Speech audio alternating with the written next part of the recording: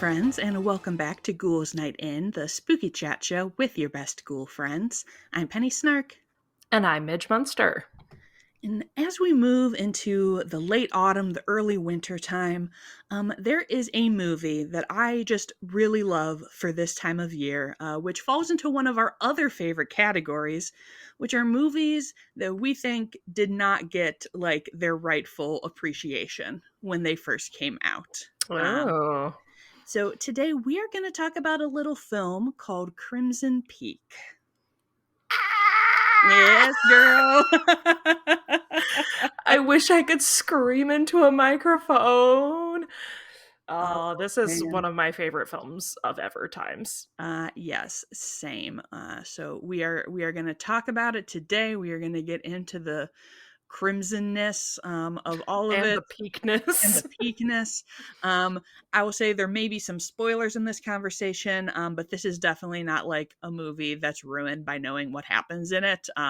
If you somehow have not watched it yet, it is on Netflix at the time of this recording, and you should definitely go watch it, especially if our conversation today intrigues you at all. Yeah. Oh, man. I promise y'all this is not a 13 Ghost situation. Please. Please go watch Crimson Peak if you haven't seen it. Watch Crimson Peak. Oh man. All right. Midge, when did you first see Crimson Peak?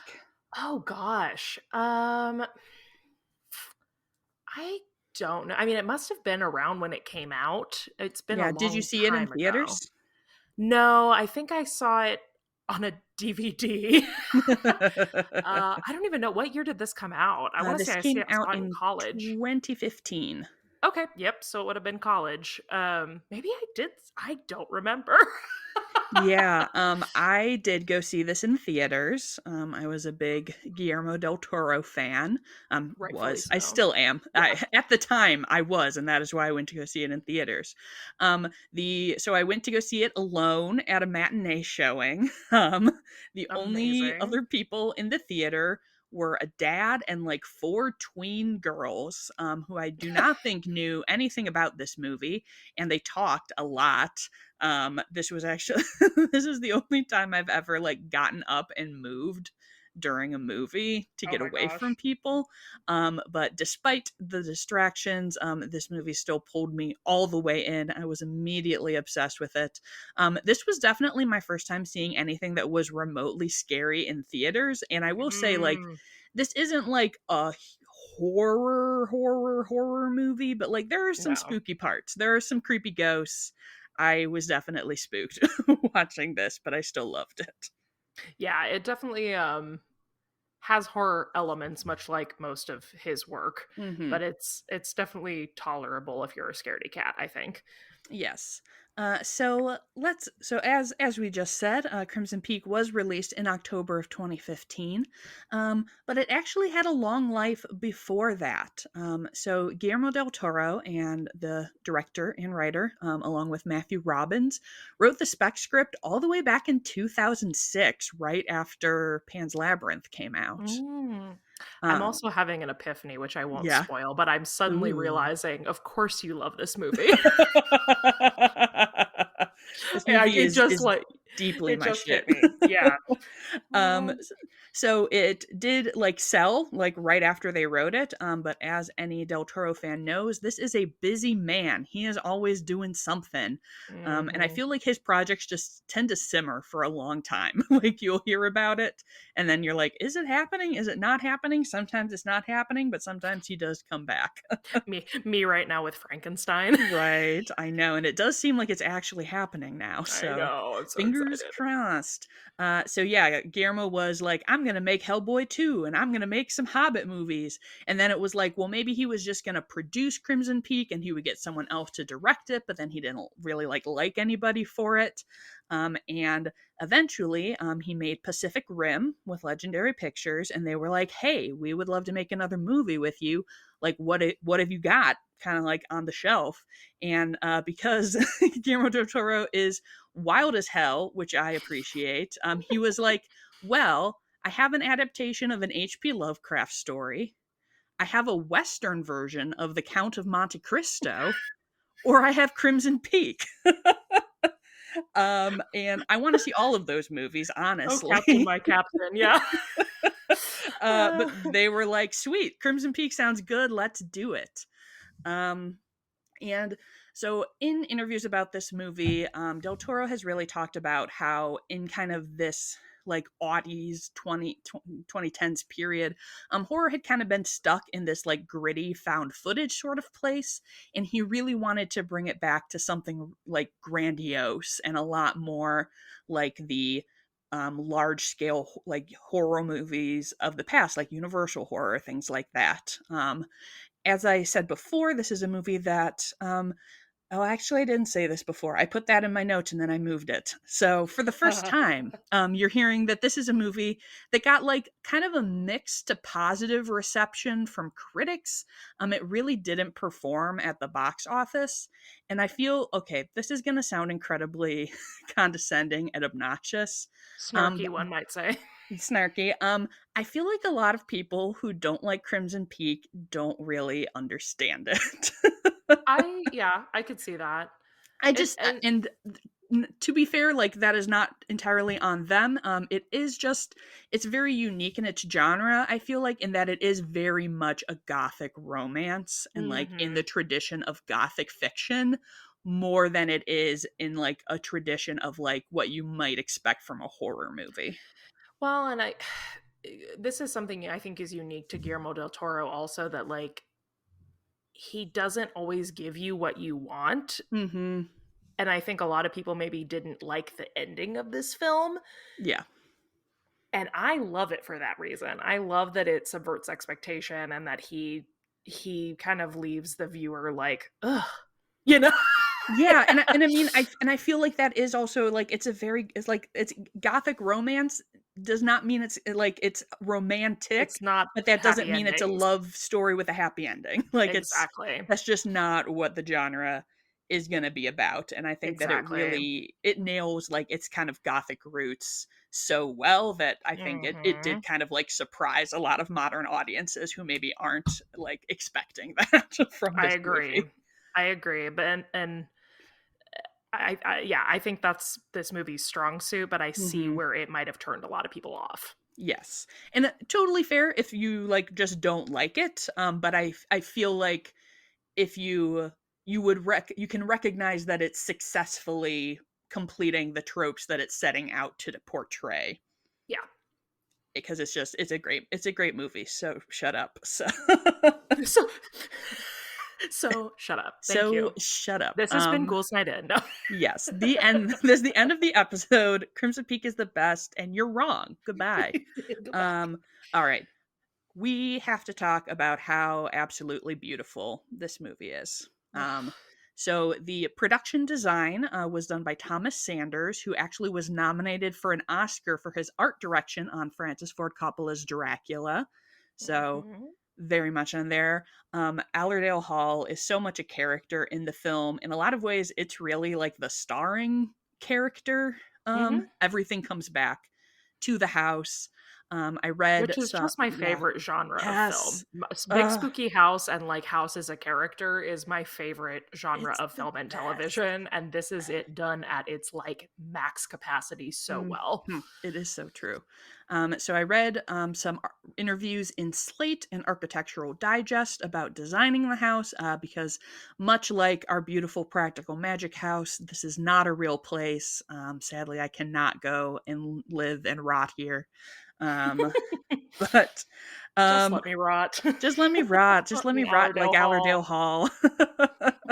um, Obviously, everything is very lush and beautiful. There's like this Edwardian Gothic vibe all over the place. One of the things that I thought was really interesting that Sanders mentioned in these interviews is how they played with scale in the house. Mhm. And obviously, like, there's that viscerally overwhelming sensation of like the grand entryway, like the hall where the house just kind of like surges up and Swallows you, yeah. yes, I literally have swallowing you written Yep. here. But Yes. he talked about how they actually like use different size furniture that they Oh. swapped in as the movie progressed as Edith is kind of like diminishing and weakening. And also that the master bedroom has all oversized furniture that like just does not really fit. Like the ceiling seems really low, and Mhm. his quote was, "It's beautiful but not quite right," which like Mm. Same. relatable. Yeah. Same. Yes. Yes, Tom Sanders, you know what it's You get about. it. The girls who girl. The girls who girl. But it really is, and it's the movie was mostly shot in Canada, in Toronto, and there are like a lot of the places from like Edith's before life in America are like part of like a university in Toronto and things like that. Oh, So huh. That's interesting. yeah, so you get some of that historical like architecture there, but Allerdale Hall is created from the Gothic imagination. And I mean, just that red clay, that bleeding snow. There's The nothing bleeding like it. snow. Yeah, I'm There's glad you nothing picked like it. this for this time of year. I feel like it's a good winter horror. Yes, like I feel like it's Yeah, such like a November December absolutely. movie because it is like, they get there when it's like kind of fall, and then it's like, ooh, it's snowing. Oh no, we're trapped here in the snow, which if you live in the Midwest or anywhere else that it snows a lot, you know the feeling of going Mhm. insane in your house because it's snowing. And I don't even have terrible clay swallowing me from below. So there you Not go. yet. Not yet. One can always hope. Uh, do you have anything else to say about the house before we move on to costumes? No, I guess not. I could just, like I could just rant about nothing, but I it's know, right? It was a real struggle for me this episode to be like, okay, you need to actually like research say things. and Yeah. say things and bring facts. You can't just sit there and be like, this movie's so good. I love it so much. I watched it last night after prepping all of my notes and just like Oh. let it wash over me, and it was so good. I do love, too, just kind of the, like as far as talking about the house as a character, I'm gonna draw a weird parallel here, but, like, to Mm. Monster House, um, Oh, all right. but, like, I feel like they do such a good job building suspense with the way that everything is kind of, like, falling at all times, Mm-hmm. like, the Yeah. hole right in the entryway that almost literally, like, the house has a mouth that is, like, Yes. swallowing into itself, and the, like, just constant kind of, like, ash and stuff that's falling from the ceiling. Like, it's Mm-hmm. so majestic, and yet it's wrought. Like, Yes. it's done so well that you don't even, like, really think about the fact that it's horrifying and that Right. this, like, giant mansion could collapse at any second. Um, it's oh my god, the set design, all the design. Talk about costumes, Penny. I wanna Yes. hear about it. Yes.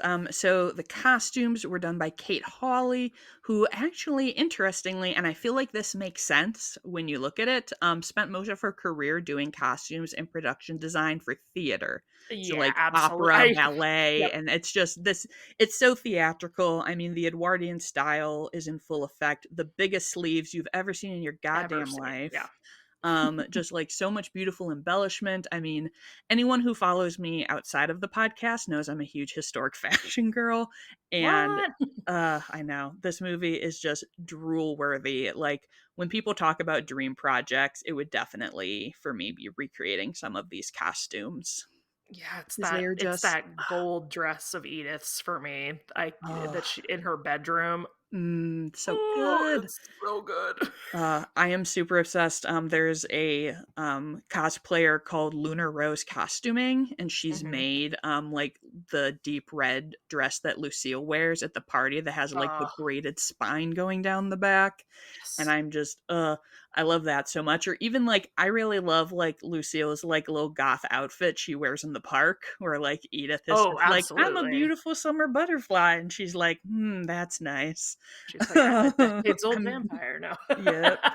Uh, It's just so cool.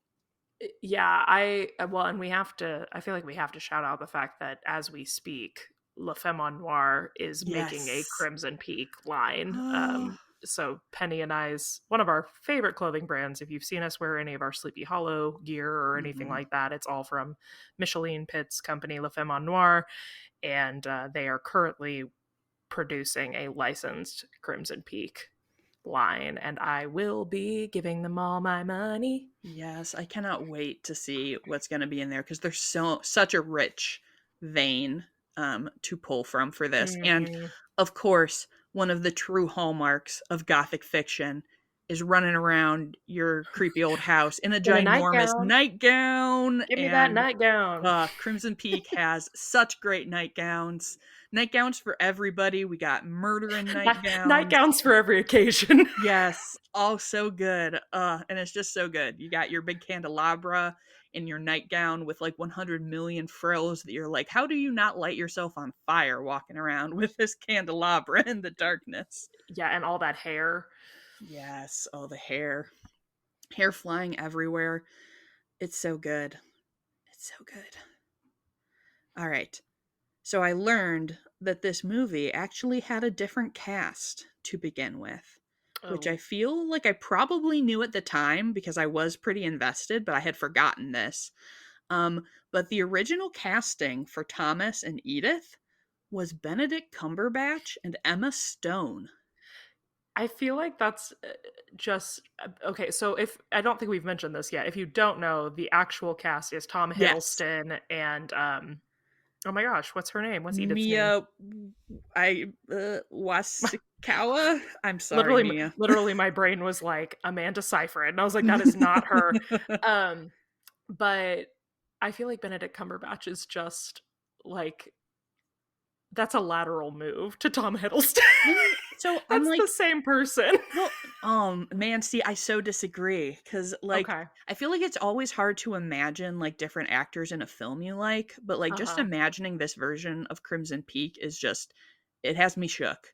Because like I Was there think another was there an alternative for Lucy as well? I don't believe so. Okay. I mean, there may have been like others considered, but apparently, like Benedict and Emma Stone were like signed on and Oh, dropped wow. out of the Now film. Emma Stone, I cannot imagine. I don't like I that. like. I'm just like I enjoy all of the actors involved, but it would just be such a different movie. Like I feel like Tom Hiddleston brings like such a warmth and earnestness. It's hard for me to believe like not believe. It's hard for me to imagine having like the same kind of like torn sympathy about his character if he didn't have kind of that like oh, but maybe I'm good underneath kind of vibe. like See, I I feel like personally, I feel like Benedict is capable of that. all I'm a right. Benedict Cumberbatch girly as well. And I love Tom Hiddleston. I think he's perfect in this role, but Yeah. um I do like Benedict Cumberbatch. I feel like I picture him as like a much more reserved version of Thomas. sure. Now And I can say I cannot imagine anyone except Jessica Chastain yes, oh in my god. the role of Lady Lucille. Like Yes. she is it. She is the moment. She is the like it's flawless. Yes. And like I do love Emma Stone, but like I feel like she would feel like such more of like a traditional like girl power, like sassy female protagonist where like Yeah. there were parts of Edith's character that have that, but like because she's played in just this very delicate way, She's so like soft. Yeah. it like surprises you to like see how like tough she can be underneath it.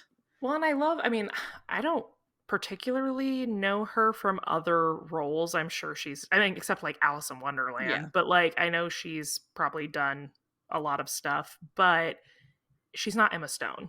You Yeah. know, like I feel like it what's the word I'm looking for? Like it betters the film for her being not like an A-list, like huge star Mhm. because you believe it more. And Yeah. it's weird because like even I mean obviously Tom Hiddleston and Jessica Chastain are both very famous actors, but like I don't watch that movie and feel like I'm watching Tom Hiddleston. Yes, for I don't sure. know. Like I they agree. that the cast is so freaking good.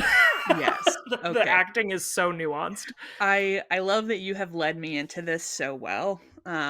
Because when I was prepping for this episode, I was making a list of things about the movie that I love. They are all Mhm. in all caps, just so you can picture it. Can you Um, yell them all, it please? said big sleeves, which we Big have sleeves. discussed, Amen.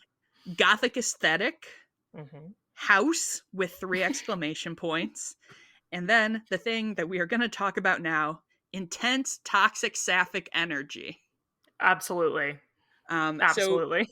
you really cannot talk at all about this movie without talking about Jessica Chastain's amazing performance as Lucille, and I feel like she is like truly one of the most like classic like old Hollywood horror, gothic horror features of the film, which is just like this too intense woman Yeah, it's who, giving Dracula's daughter in a big way. yes, or like Rebecca, like Rebecca, this yes. like incredibly homoerotic obsession between women, and Mhm. like there's a man who's related to it, but like when you watch it you're Aha, like aha. this man is here, but the tension is between the two of you. Yeah. And just and obviously also we know from the internet that queer women love moths and butterflies, so having this like narrative of like the delicate butterfly and this tough killer moth is just like mwah, it's beautiful, it's perfection. Absolutely. Yeah, like I said, I just can't imagine anyone else portraying this role in such a, because you still like her at the end, which is what's Yes. wild, Oh because my there's god. zero reason for you to like this character. Like, but you feel sad for her, you Mhm. feel compassion for her, you feel anger. I mean, she plays it so nuanced. It's one of my favorite like roles in all of film. I think it's so Mhm. excellent, and like you said, they do such a good job of paying homage to that classic horror archetype without smacking you in the face with it. Yes.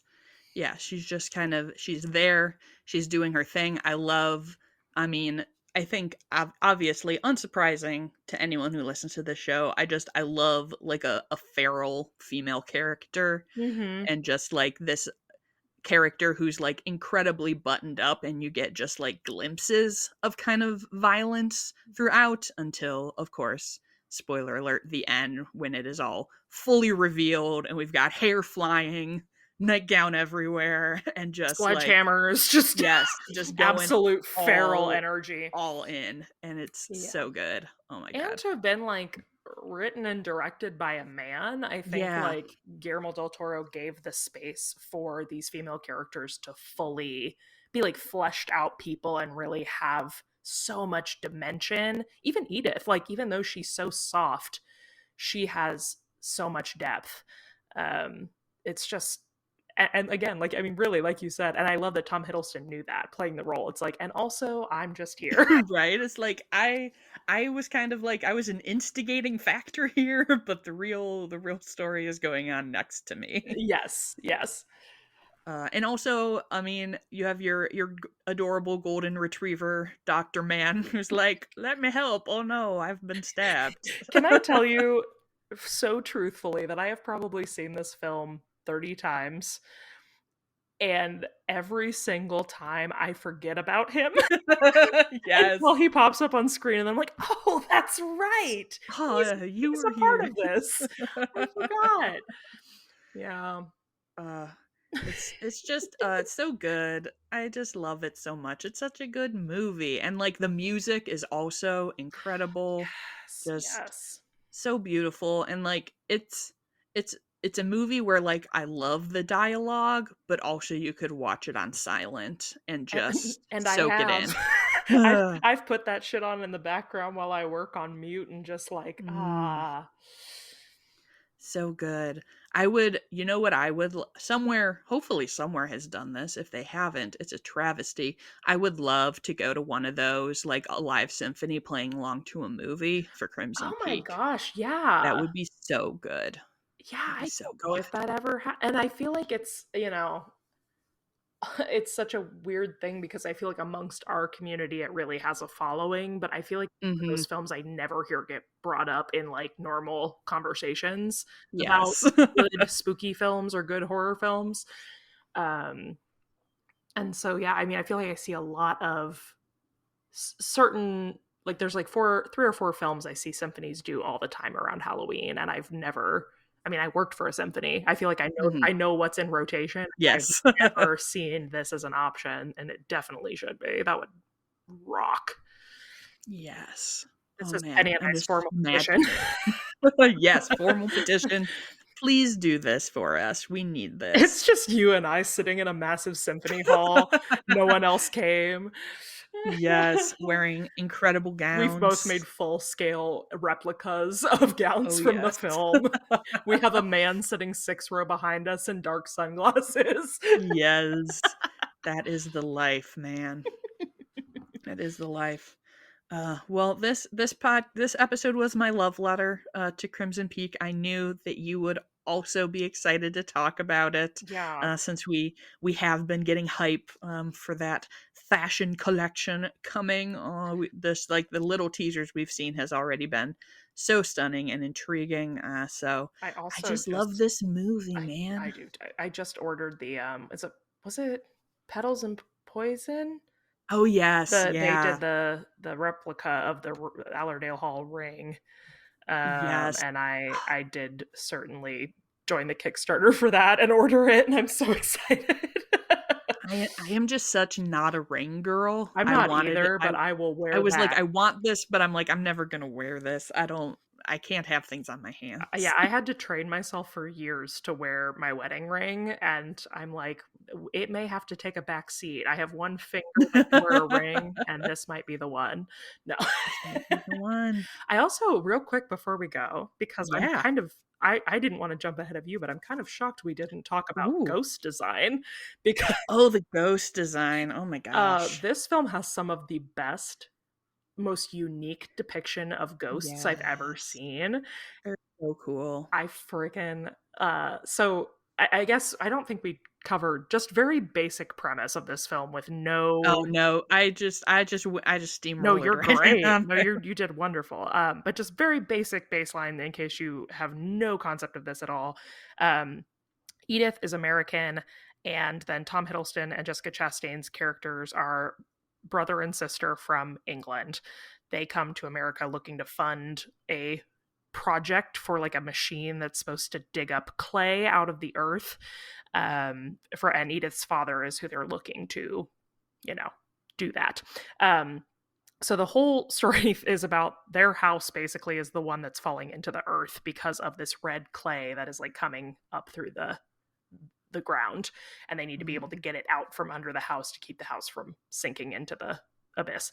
So the ghosts in the film, which I won't talk about why there are ghosts, we'll leave that for you to enjoy and watch. It's a spooky movie. There's gonna be There's ghosts. ghosts, but the ghosts are like made of the clay, Yeah. question mark, like they're these like gloopy red skeletal beings. Right? Veiled and, like, They wispies around wispy, them. yeah, and they like move in upsetting ways. Like it's almost there's I think a lot of, to me anyway, a lot of Japanese influence in the Mm, ghost design of this film, like Japanese horror, because they move in a much more upsetting, like cool way than an American yeah. style or European style horror ghost. Um, I just think it's one of the most interesting concepts I've ever seen as far as like the quote monster goes. Yes, yeah, it is very cool, and, notably, as you said, the ghosts at Allerdale Hall where the clay is are red, but we also see ghosts that are all black earlier in the movie. That kind Yes. of adds to, like, the vibe of, like, your ghost kind of draws from something Hmm. around you. Also, I feel like this is a movie, speaking of ghosts, this is one of the movies that I feel like has the most efficient, like, ghost moving through things Yeah. scares, where, like, Yeah. I feel like you don't get that a lot, and, like, I lost my beans when I was in the theater, and that ghost came through the door. Her mom's ghost came through the Yeah. door, and I was like, "Oh, shit. Oh, no, I thought we were safe behind this door." Classic horror. Just shut the door. The ghost won't come through. Right. Yeah. Well, they're always, like, blipping around, or, like, maybe they'll, like, appear next to you after you close the door, but I feel like it's kind of rare these days that you actually watch a ghost go through, like, a door, even though that's kinda their vibe. Right. No, it is. It's very well executed, and it gives the suspense of it is really good. Mhm. Also, you reminded me one more thing that I wanted to say. I really love how smart Edith is allowed to be. Yeah. Like, I feel like a lot, and because a lot of stories of this time, like, that are actually of this genre that are from like kind of the original time. It's like, oh no, I'm just a lady. Like, what am I gonna do? And I feel like this take does a good job of kind of like putting her in those circumstances, but like she's so smart and she's so tough. And like even the tiniest thing that I mean, this is not even really a spoiler, but that like in the very first scene, it's the ghost is like, beware of Crimson Mm-hmm. Peak.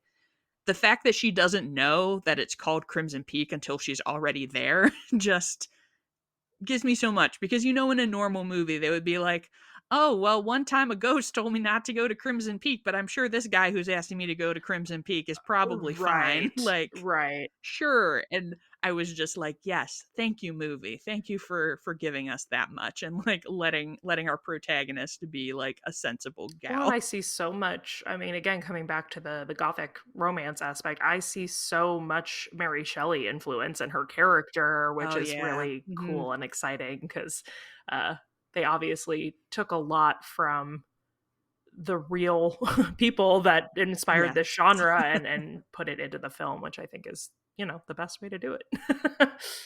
Yeah, and like I am someone who loves Jane Eyre, but like this is kind of like, what if Jane Eyre was like, "Oh, there's some whack shit going on. I'm not going to Yeah, take what it." what if I get So, myself the F out of here? Yes. right, What if I what if I didn't did put not up with put that up with all this bullshit? bullshit? Period. Hell yeah. All right. Do you have any other one last things for Crimson Peak, or should we release the We'll let you viewers? go watch it yourselves instead of listening to us play by play it now. But I feel like I just watched it last night and now I'm like, I should watch this oh, again. I watched it 3 weeks ago, and I'm like, well, fine, I'll watch Crimson Peak. Fine, if Fine, you I'll rewatch it. insist. Dang. Well, thank you guys for joining us to chit chat about one of our favorite movies. If you love Crimson Peak, shout it out. If you have never seen it and you watch it for the first time, let us know what you think. But not if you didn't like it, because we're going to You tell you shut that you're up. Yeah. wrong. So, if you would like to leave a review to let other people know that you love our podcast, perhaps as much as we love Crimson Peak, um, you can either do that on iTunes, you can send us a message on Instagram, leave a comment on Spotify, and I believe Midge has a message to share I today. do, and it's kind of perfect for this. So this is from Sophie, and she actually messaged me on Instagram. So I'm gonna go a little off base here, but I had to share Hmm. this. So Sophie said, "I just needed to rant a little bit about you and Penny's podcast. I absolutely love it so much. My top three favorite episodes are the Nightshade one. I love Nightmare Before Christmas, the Frog Coffin one, absolutely blown away by that, and also the ship one. Really interesting." Hey. But this is where I said this is perfect for this episode. She also said, "Also, you were the reason that I watched Beetlejuice for the first time. So thanks for that. Loved the movie." Yes. Oh man, making a difference in the That world. made my heart so happy. And now I hope that we'll get some future messages from people who say they watched Crimson Peak for the first time because of us. And we will get to further build the cult of Crimson. Yes. Join us. Come Join to Crimson us. Peak. Actually, Join beware of us. Crimson Peak. Mm. Ooh, I heard there are dangerous lesbians there. Just Um, how I like it. all all right. If you would like to follow along with the podcast, you can find us on Instagram at Ghouls Night In Pod. And if you are looking for me, you can find me on the internet. I lost what I was going to say there. Whoo boy, it's a good time. You can find me at Penny You can Snark. find me across the web at Midge Munster. And until next time, Goodbye. goodbye.